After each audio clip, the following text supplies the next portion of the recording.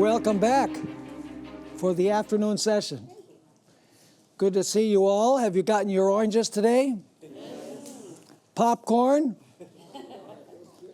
Don't forget about coming tomorrow. There might be another surprise. You never know. We are going to study lesson or chapter number 8. Chapter number 8, it's page 211.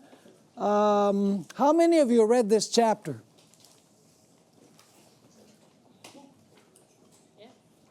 Yeah. 5 or 6. That's not a bad percentage out of 40.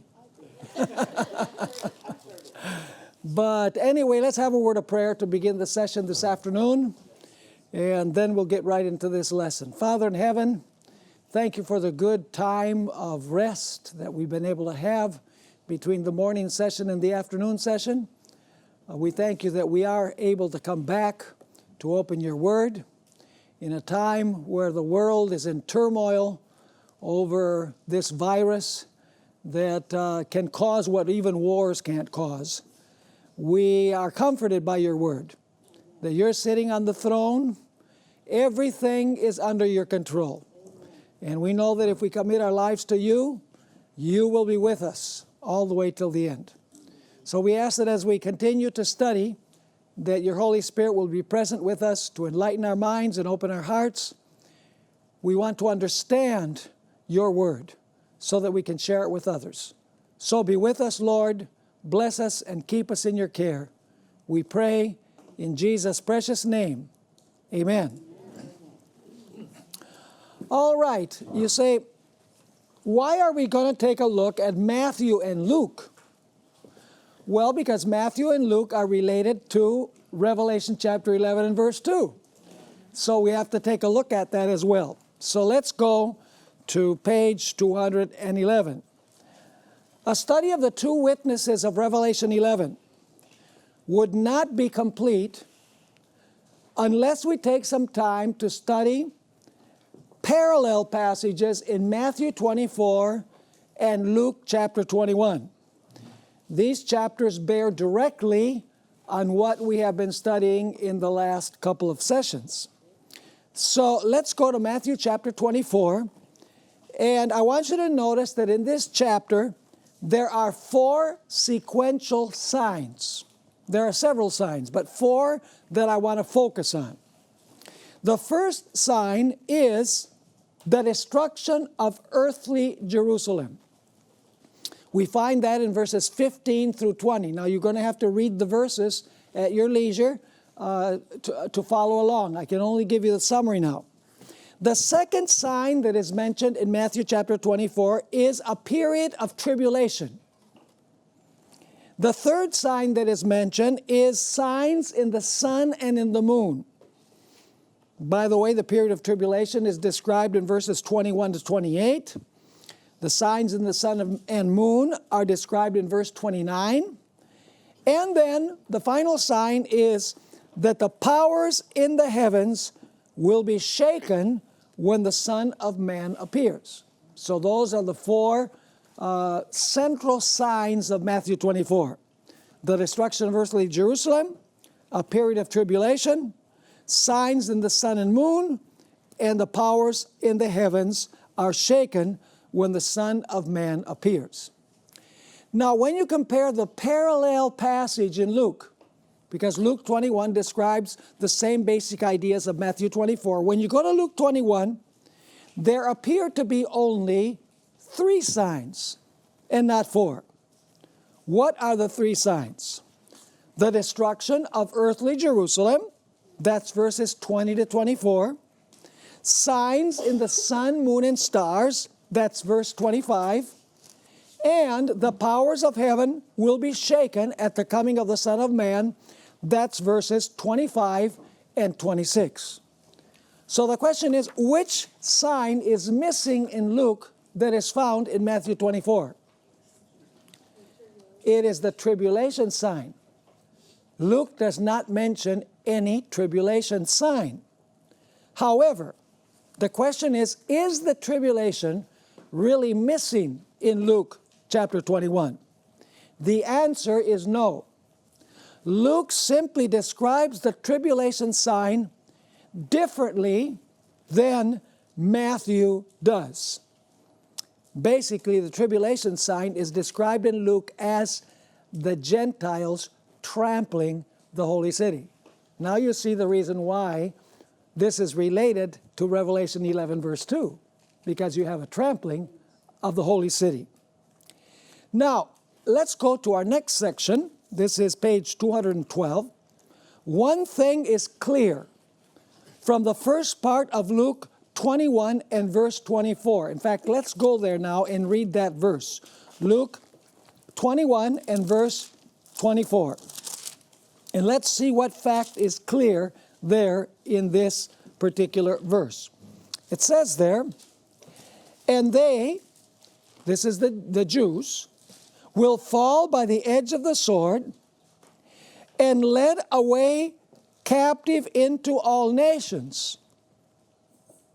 And you'll notice in the New King James Version, there's a period there, right? Which makes the separation. So, and they will fall by the edge of the sword and be led away captive into all nations. And then I want you to notice the second part of the verse. And Jerusalem will be trampled by Gentiles until the times of the Gentiles are fulfilled. Is that, does it have any relationship with Revelation 11, verse 2? Very clearly. Instead of 42 months, you have the expression, the times of the Gentiles, right? And you have a mention of Jerusalem also. So, you'll notice here in Luke chapter 21 and verse 24, that you have the literal destruction of the literal city of Jerusalem and its literal temple in the first half of Matthew chapter 21 and verse 24. This is the part where it says, and they will fall by the edge of the sword and be led away captive into all nations, period. On the other hand, the second part of Luke 21 verse 24 describes the trampling of spiritual Jerusalem by spiritual Gentiles during a symbolic period. In other words, Luke chapter 21 verse 24 is speaking about two tramplings of Jerusalem. The first refers to literal Jerusalem. The second half of the verse refers to spiritual Jerusalem. Now, let's notice what principle we are applying here. Louis Weir, whom has some really fantastic material. We have many books of his here at Secrets Unsealed in our store, expresses this principle of how we can say that Matthew 21 verse 24, the first half of the verse describes the literal destruction of Jerusalem, whereas the second half describes the period of the trampling of spiritual Jerusalem by the Gentiles for 42 months. Here's the principle. In his book, The King of the North at Jerusalem, page 75, he wrote, when passing over into the Christian era, there is an automatic transition from what? From literal to spiritual Babylon. Is Revelation's Babylon the literal city over in Iraq? No, of course not. It is a spiritual global system, right? The harlot is seated on many waters. All nations, tongues, and multitudes follow the harlot. Babylon at the end of time is global. In the Old Testament, when Israel is God's literal people, Babylon is what? Literal. Very important principle. The statement continues, when passing over into the Christian era, there is an automatic transition from literal to spiritual Babylon, from literal to spiritual what? Jerusalem, from literal lands of Israel and Babylon to their spiritual antitypes. What is a spiritual antitype of Babylon? The papacy. What is the spiritual antitype of Jerusalem? The saints of the Most High. Aren't those the two enemies in Daniel 7 and Revelation 13? Absolutely. So, what is Jerusalem in the period of the Christian church? It's the church. What is Jerusalem when Jerusalem was destroyed by the Romans. It is literal Jerusalem. So if we're dealing with literal Jerusalem, Jerusalem is literal. If we're dealing with spiritual Jerusalem, Jerusalem, of course, is symbolic. Are you understanding the principle? By the way, when did probation close for the literal Jewish nation? In the year 34, when Stephen was stoned. There you transition to what? To the Christian church, which is now Jerusalem. Not literal Jerusalem. Symbolic or spiritual Jerusalem. Now let's go to the bottom of page 212. When the second part of Luke 21, verse 24, describes the trampling of Jerusalem, it is not referring to what? To the physical city of brick and mortar. Jesus is what? Personifying the city. He's treating the city as a person, in other words. Notice the following text that use the word Jerusalem to refer to the people in the city. 2 Kings 24, verses 14 and 15. Speaking about Nebuchadnezzar, when he conquered Jerusalem, it says, and he carried into captivity all Jerusalem. Wow, pretty difficult to transfer the whole physical city to Babylon, right? What does it mean when it says he carried into captivity all Jerusalem? It's the people of Jerusalem. All the captains. Now you have the definition. All the mighty men of valor. 10,000 captives. And all the craftsmen and smiths. None remained except the poorest people of the land. So Jerusalem is defined as the what?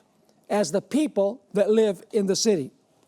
Jesus in Luke 19, 41 to 44 said something similar.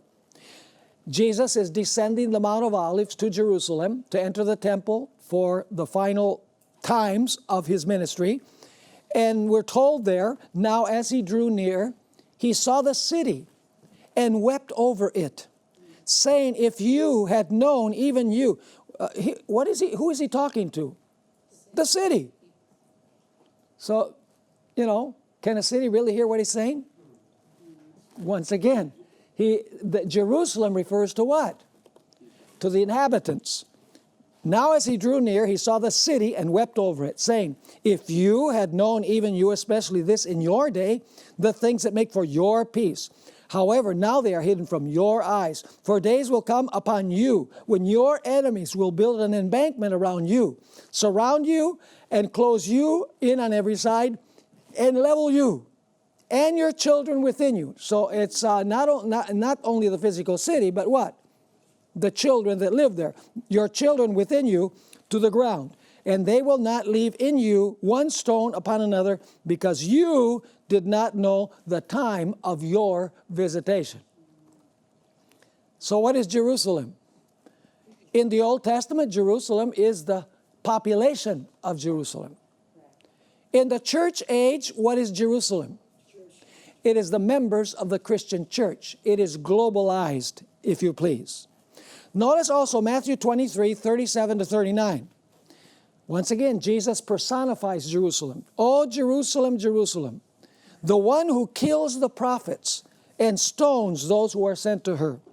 How often I wanted to gather your children together, as a hen gathers her chicks under her wings. So it's the children, right? That is the city. But you were not willing. See, your house is left to you desolate. For I say to you, he's speaking about Jerusalem, you shall see me no more till you say, blessed is he who comes in the name of the Lord.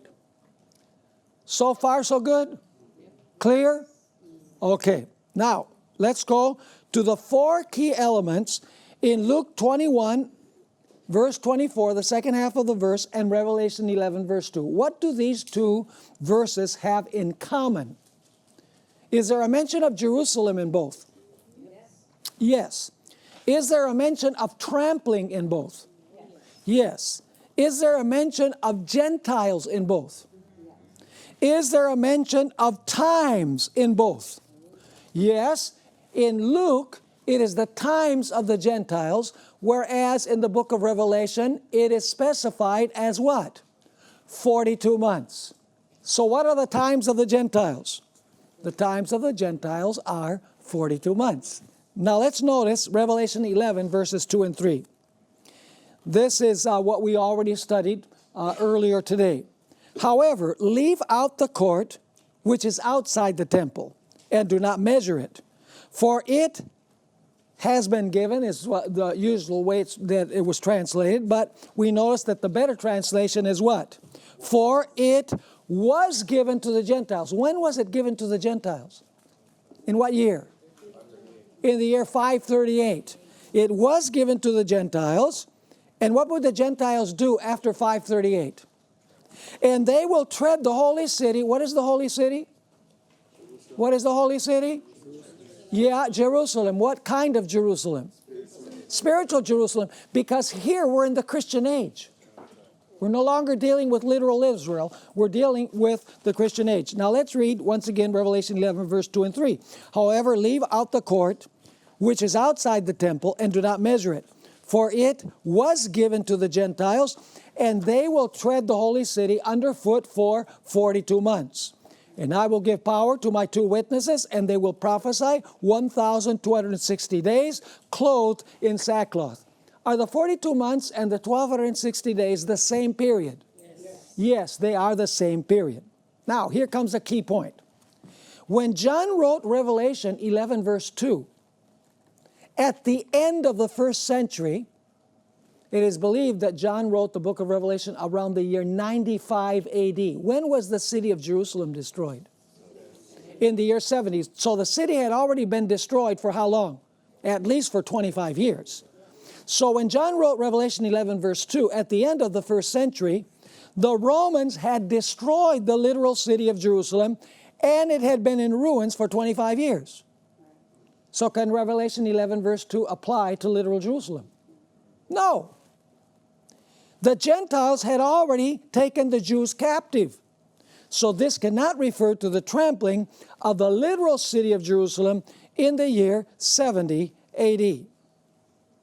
Even the literal treading down of the outer sanctuary had taken place more than 42 months before John's time. So even if you take the 42 months as being literal, that doesn't amount to 25 years. Implying that the number was what? It can't be a literal number, because Jerusalem was destroyed 25 years before. So even if you say 42 months before John wrote, that's only 3.5 years. So it doesn't square. So once again, even the literal treading down of the outer sanctuary had taken place more than 42 months before John's time. Implying, this is a proof of the year-day principle, implying that the number was what? Symbolic for the whole period from its devastation in some sense until its what? Until its restoration. So Revelation 11 verse 2 contains the very same 4 elements that Jesus mentioned in Luke 21 verse 24, the second half of the verse. Holy city, Jerusalem, trampling, Gentiles, and 42 months. It refers to the times of the Gentiles. Are we on a good track here? Yes. Good. Now, who are the Gentiles that are mentioned here? Remember we talked about the Gentiles this morning? Remember we read from Albert Barnes, the Bible commentator?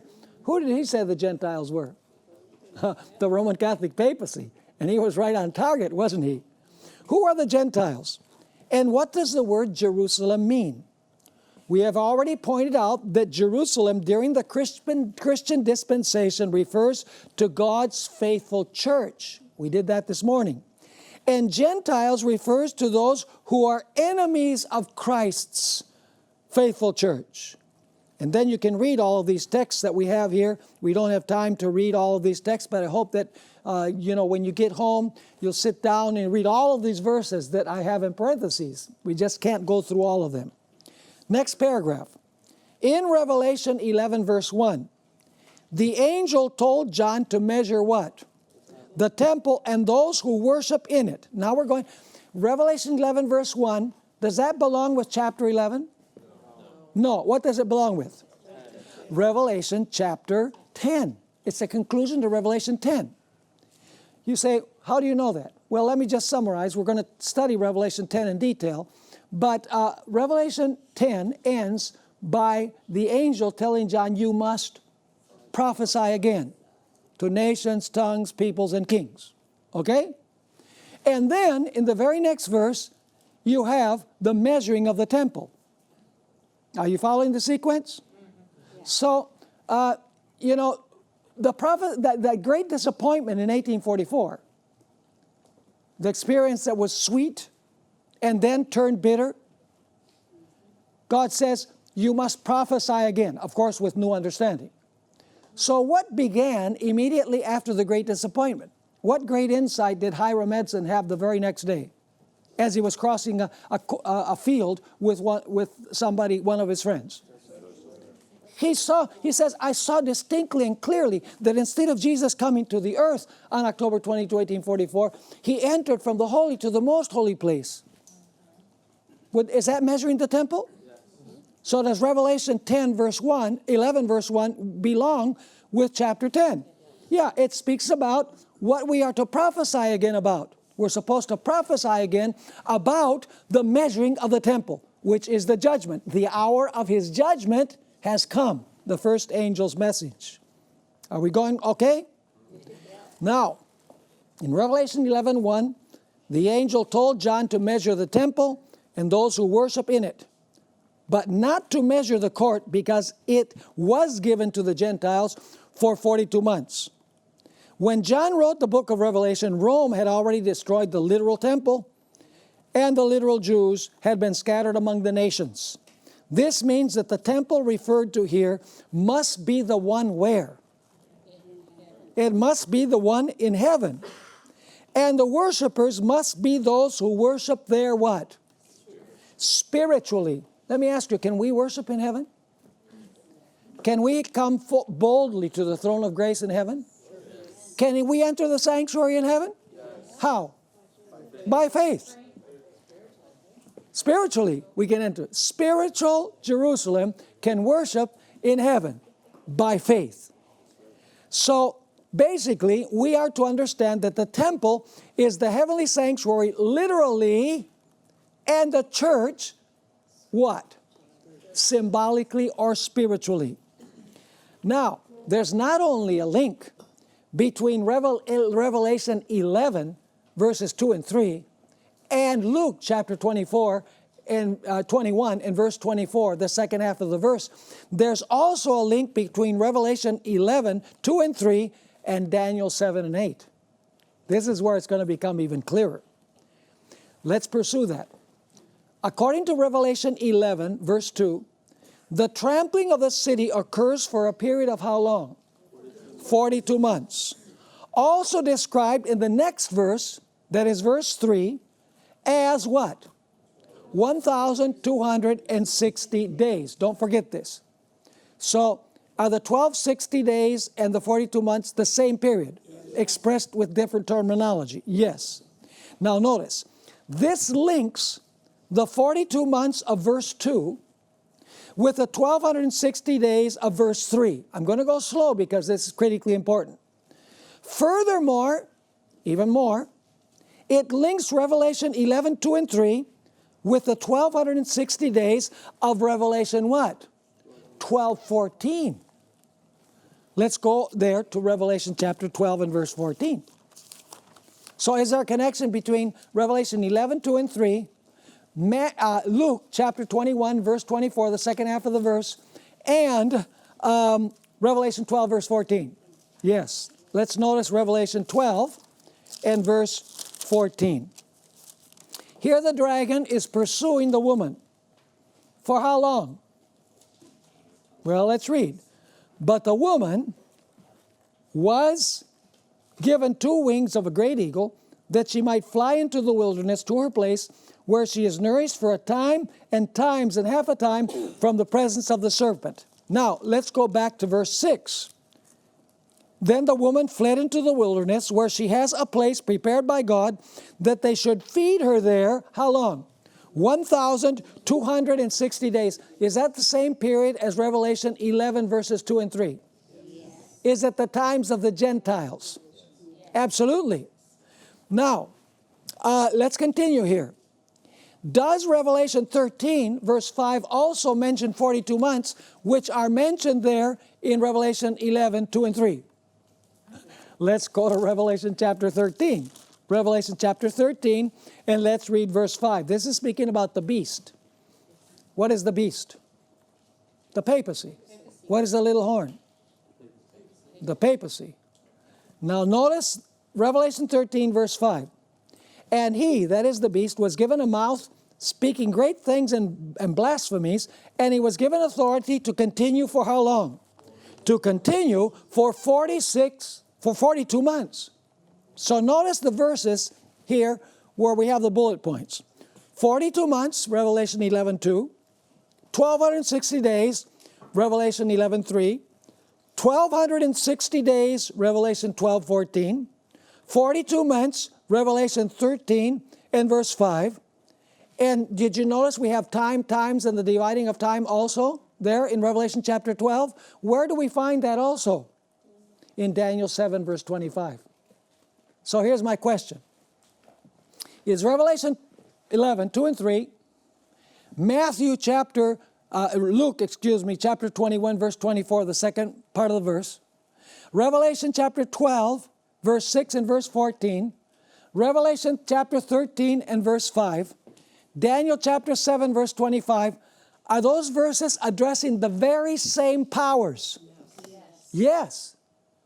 So now, you have a very interesting issue because, once again, the importance of the literary structure.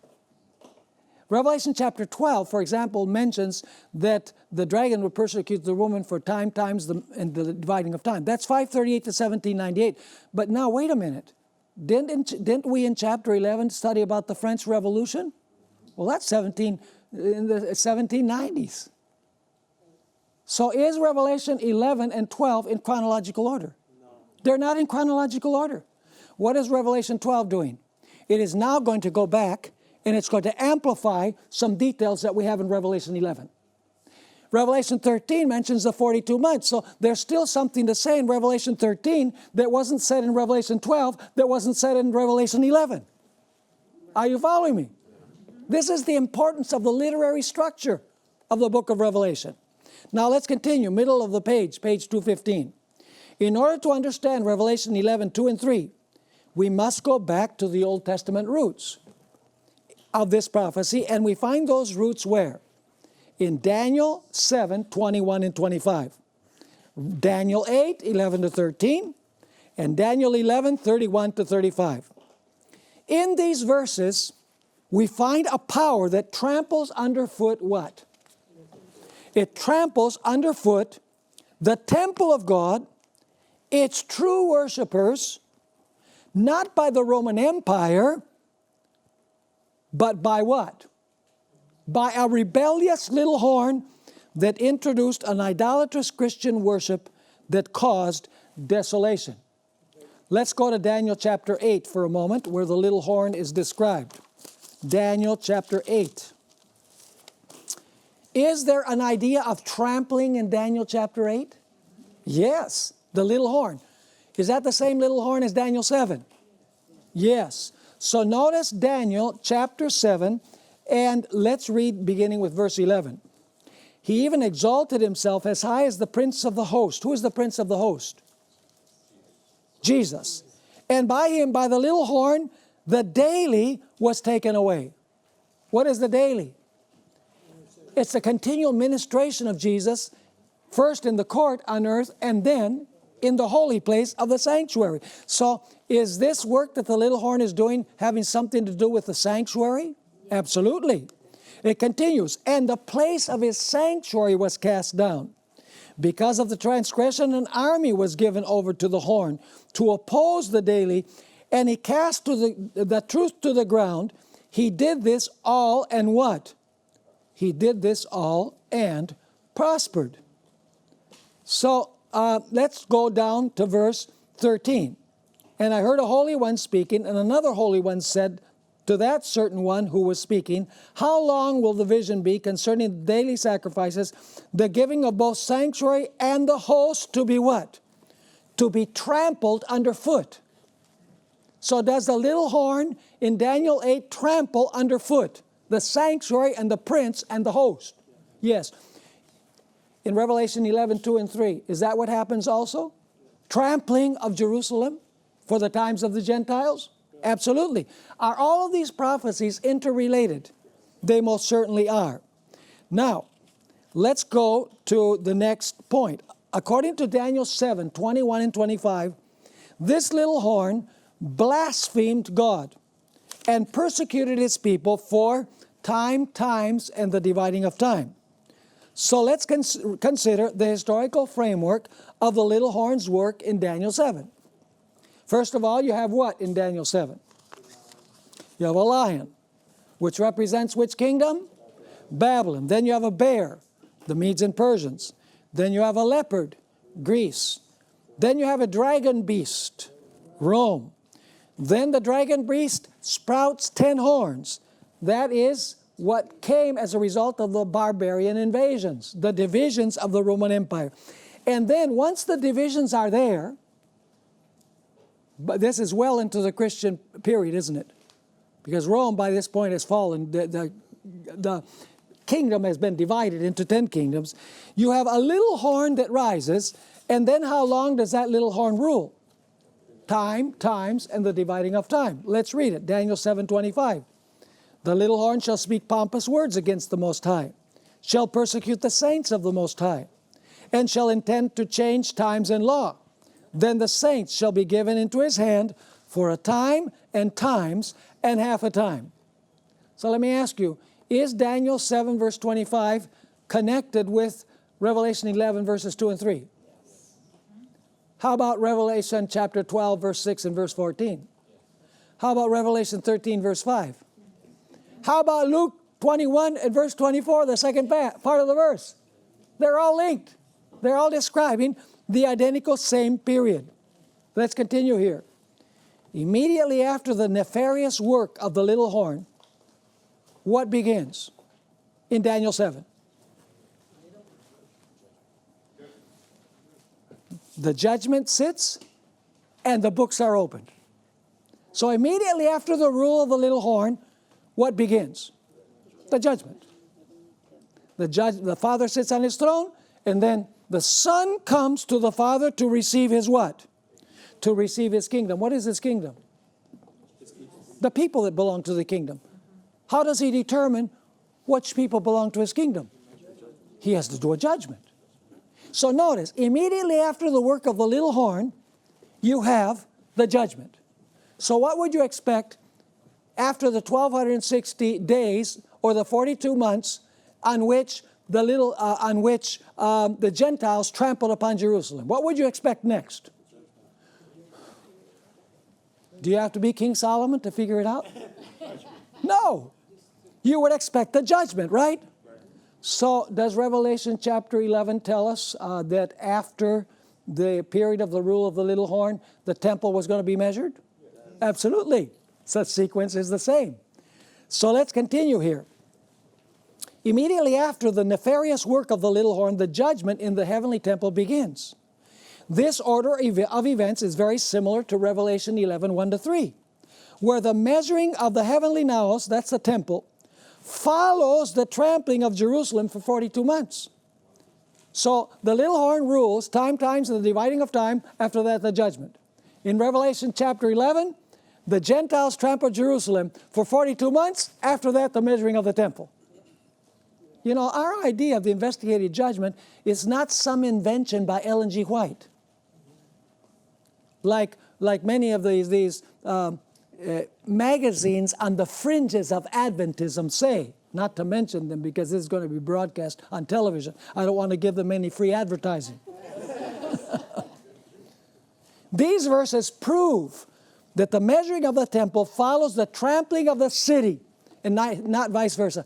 Is my translation correct? Was given to the Gentiles in the light of everything we're studying? Absolutely. Now, continuing. Daniel 8 further amplifies the nefarious work of the little horn power by specifically saying that it trampled what? The sanctuary and the host. Language very similar to what? To Revelation 11 verses 2 and 3. Daniel 8 describes two distinct stages of the little horn power. One stage is horizontal and the other vertical. You see the little horn, there's only one little horn in Daniel 8 that illustrates both Romes, pagan Rome and papal Rome. At first, the little horn is conquering geographically, horizontally. But then, at some point, the little horn morphs.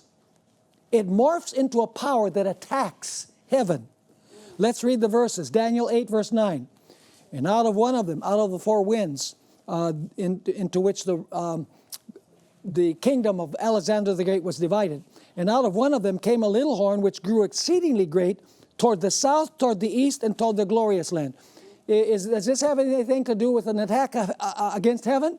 No. Notice verses 10 to 13. We just read that. And it grew up to the host of heaven. And it cast down some of the host, some of the stars to the ground, and trampled them. Could this be possibly the reason why a third of the stars were eclipsed? He even exalted himself as high as the prince of the host. In other words, he even attacks Jesus and his ministry in the sanctuary. And by him, that is by the little horn, the daily was taken away, which is the ministration of Jesus in the holy place. And the place of his sanctuary was cast down. Because of the transgression, an army was given. This is the state, by the way. An army was given over to the horn to oppose the daily, and he cast truth down to the ground. He did all this, and what? Prospered. How long did it prosper? 42 months. 1260 days. The times of the Gentiles. Times, and the dividing of time. Continues saying in verse 13, Then I heard a holy one speaking, and another holy one said to that certain one who was speaking, How long will the vision be concerning the daily sacrifices and the transgression of desolation, the giving of both the sanctuary and the host to be trampled underfoot? What is the answer? Until 2,300 days in the sanctuary will be cleansed. In other words, the judgment will what? The judgment will begin. Revelation 13, verses 1 and 2, and verses 5 through 7 also mention the 42 months. There the beast persecutes the saints, blasphemes the heavenly tabernacle, and those who dwell in heaven. Is that parallel to Daniel 8?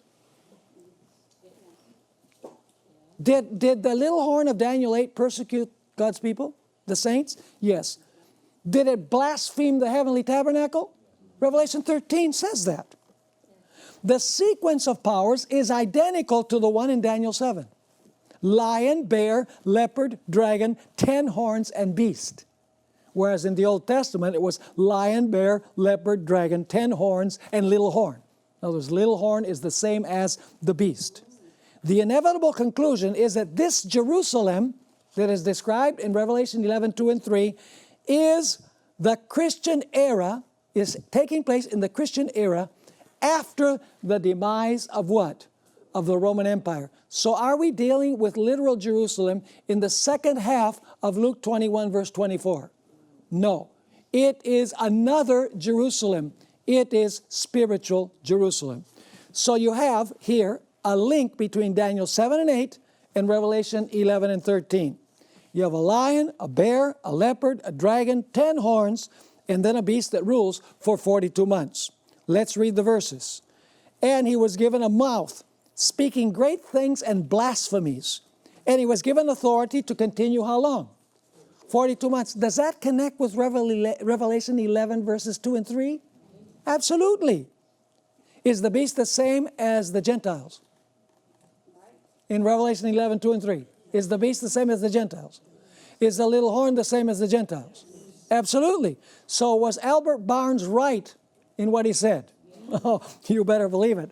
Of course, he didn't realize the implications of what he was writing. It says, Then he opened his mouth in blasphemy against God to blaspheme his name and his what? Tabernacle. Is that what the little horn did in Daniel 8? Yes. And those who dwell in heaven. Did the little horn in Daniel 8 cast the stars to heaven, to the earth? Yeah, representing God's people. It was granted to him to make war with the saints and to overcome them, and authority was given him over every tribe, tongue, and nation. Now what about Daniel 7 and Revelation 12?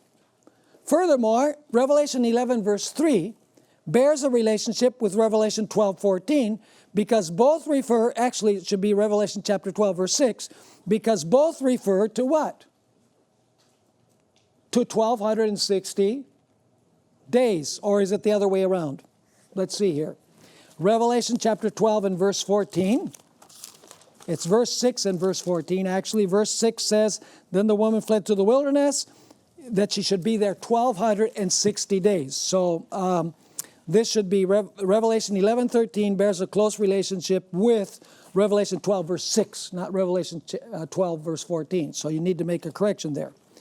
Even further, the terminology of Revelation 12 and verse 6 shares a common language with Revelation 12:14. That should be 12:14 there. And Revelation 12:6, in turn, has a connection with Daniel what? 7:25, by the common reference to time, times, and the dividing of time. Let's read those verses so we can catch the nuance very clearly. Revelation 12:13 and 14. Now when the dragon saw that he had been cast to the earth, he persecuted the woman who gave birth to the male child. But the woman was given 2 wings of a great eagle, that she might fly into the wilderness to her place, where she is nourished for a time, times, and half a time from the presence of the serpent. In verse 6, it says, this should be Revelation 12, verse 6, and the other one should be Revelation 12. You need to make those corrections there. And I'm sure Jeannie is writing this down. But anyway, Revelation chapter 12 says, then the woman fled into the wilderness, where she has a place prepared by God that they should feed her there. How long? 1,260 days. So in Revelation 12, you have 1,260 days, and you have time, times, and the dividing of time. Where does that come from, time, times, and dividing of time? It comes from Daniel 7, verse 25. Let's read it. He shall speak pompous words against the Most High, shall persecute the saints of the Most High, shall intend to change times and law. Then the saints shall be given into his hand for a time, times, and half a time. Are you following me? Yes. So must we study Revelation 11, actually verse 2 through verse 6, which is describing the fourth trumpet, or the 1,260 years. Must we study that passage along with Luke 21:24, the second half of the verse, along with Daniel chapter 7, Daniel chapter 8, Revelation chapter 12, and Revelation chapter 13. They're all describing the same event, the same power. Now, let's go to the middle of page 218. Therefore, we can safely reach the conclusion that the 3.5 times, the 1,260 days, and the 42 months are all parallel expressions. A careful study of these prophecies indicates clearly that their fulfillment took place during a 1,260-year period after the disintegration of the Roman Empire. This means that the Jerusalem spoken of in Luke 21 is not literal Jerusalem, but rather what? Spiritual Jerusalem, because literal Jerusalem had already been devastated by the year 70 AD. Now, once again, Albert Barnes. I wish that he had been here today. He didn't have all the light. You know, he wrote more than a century ago, actually. So notice what he wrote, right on target. The 42 months would embrace the whole period of the ascendancy and prevalence of the papacy. So did Albert Barnes believe in the year-day principle? Yes. Of course he did. The Protestant reformers believed in the year-day principle.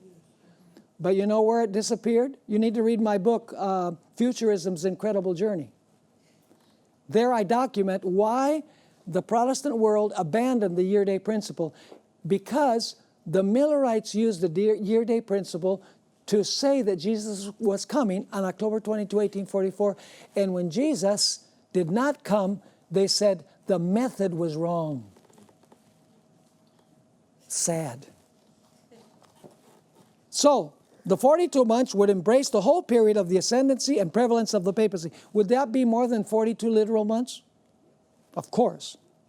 Or the whole time of the continuance of that corrupt domination in which Christendom was to be trodden down and corrupted by it. So according to him, Who are the Gentiles? The papacy. And what is Jerusalem? Christendom, right? And then he continues, thus regarded, this would properly express the time of the ascendancy of the papal power and the end of the 42 months, or 1,260 years, would denote the time when the influence of that power would cease. In other words, it gives us a starting point and it gives us what? The ending point of the dominion of the papacy. Even the rocks will cry out. If Adventists don't see it, you know, the Lord uses people in other churches also that have gleams of light to help people say, well, those Adventists are not so crazy after all. Now, let's go to our final point in this segment. Thoughts on Daniel 9, 26 and 27. How many destructions of Jerusalem do you have in Daniel 9, 26 and 27? 2. You say, now wait a minute. Actually, there's 3. No, wait a minute. Let's read the verses. Daniel chapter 9, 26 and 27. Let's read the paragraph and then we'll go to those verses.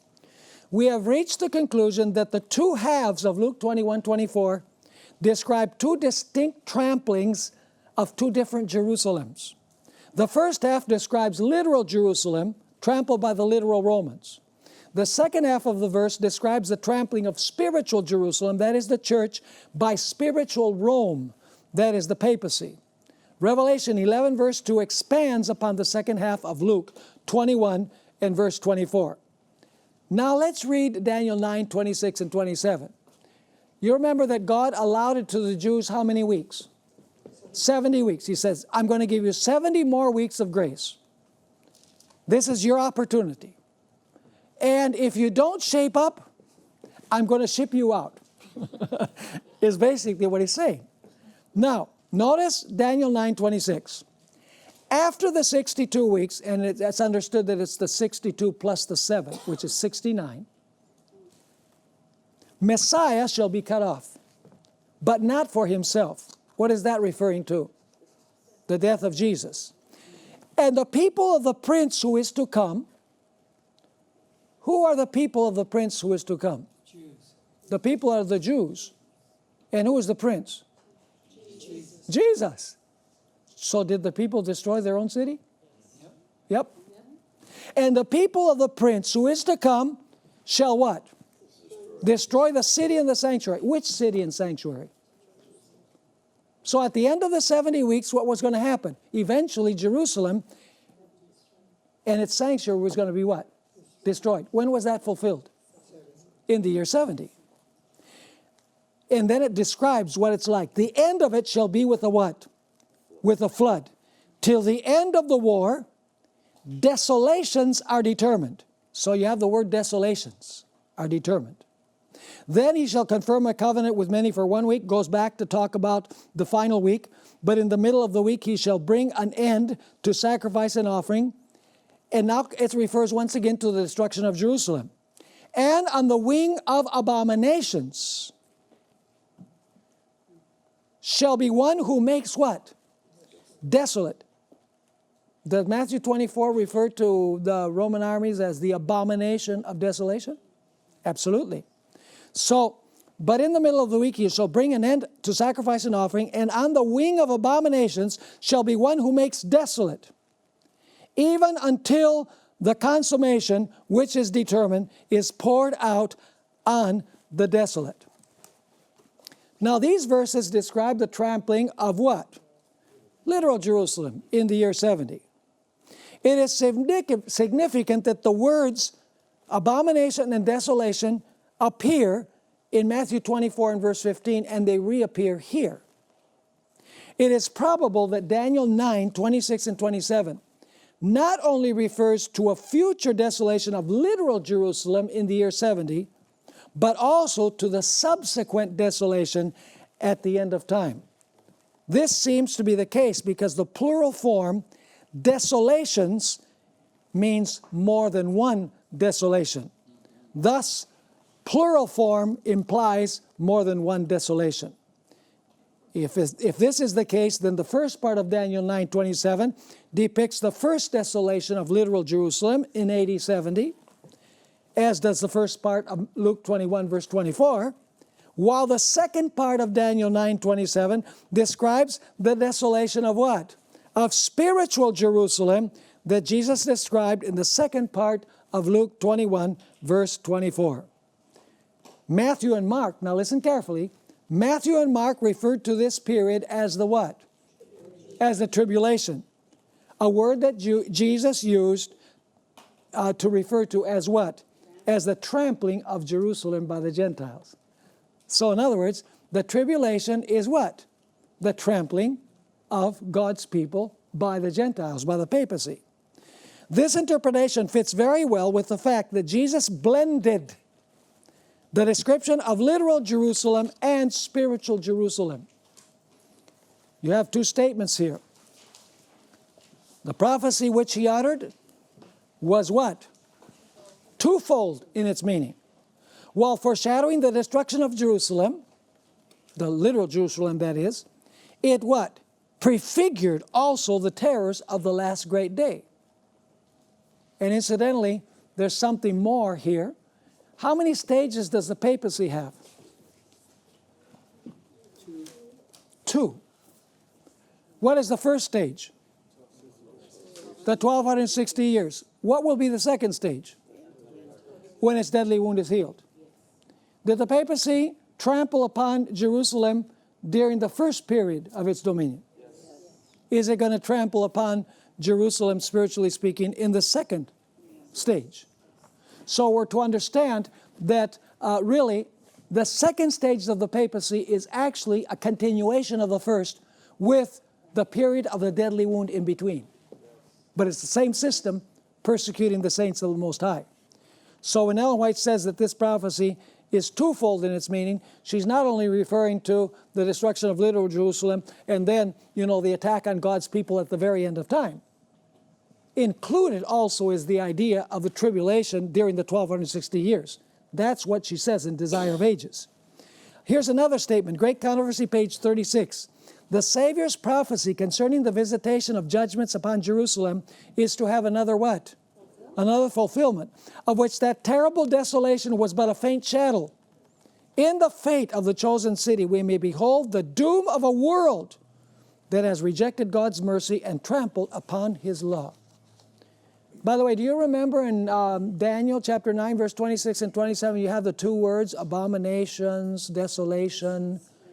Does the book of Revelation refer at all to abomination of desolation regarding the end time? Notice our last text, Revelation 17, verses 4 through 6, and verses 15 and 16. Who does the harlot represent? Well, the harlot is Babylon, but who's Babylon? The Roman Catholic papacy. Right? So, let's notice the end time application of this. Revelation 17, verses 4 through 6. Speaking about the harlot, the woman was arrayed in purple and scarlet, and adorned with gold and precious stones and pearls, having in her hand a golden cup full of, there's one of the key words, abominations, and the filthiness of her fornication. And on her forehead a name was written, Mystery, Babylon the Great, the mother of harlots and of the abominations of the earth. I saw the woman drunk with the blood of the saints and with the blood of the martyrs of Jesus. Is that what happened during the 1260 years? The trampling upon God's people? Yes. Was it the same harlot? Yes. Was she filled with the same abominations? Yeah, only this is the end time dimension. There was one during the 1260 years. This is the last one. It continues. When I saw her, I marveled with great amazement. And then notice verse 15. What's going to happen to the harlot? Because of her abominations, what's going to happen? She will be left what? Desolate. Incidentally, do you know what the abomination of desolation means? It means because of the abominations, desolation will come. That applies, by the way, to the United States. We won't get into that now. Verse 15, then he said to me, the waters which you saw where the harlot sits are peoples, multitudes, nations, and tongues. And the 10 horns which you saw in the beast, these will hate the harlot Did France hate the harlot at the end of the 1260 years? Are the political rulers going to come up with hate again? Yes. So it says, and the 10 horns which you saw in the beast, these will hate the harlot and make her, there's another key word, desolate and naked, eat her flesh and burn her with fire. By the way, that's a way of saying that they're going to really be mad. Even further, the last paragraph, 2 Thessalonians 2 explains that there would be a long period of apostasy before Jesus comes.